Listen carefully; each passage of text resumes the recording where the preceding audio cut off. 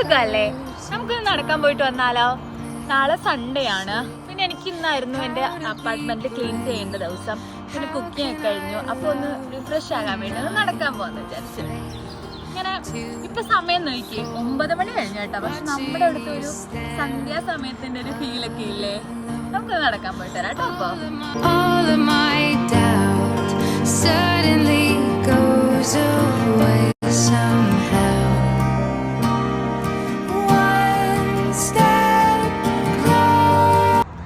വർക്കൊക്കെ കഴിഞ്ഞ് ഇങ്ങനെ ഒരു നടത്തമൊക്കെ നടക്കുമ്പോൾ ഉണ്ടല്ലോ, അതും നമ്മളിങ്ങനെ ഒറ്റയ്ക്ക് അവർ ഓൺ ടൈം എന്നൊക്കെ പറയില്ലേ, അതൊരു നല്ല ഫീലാട്ടോ.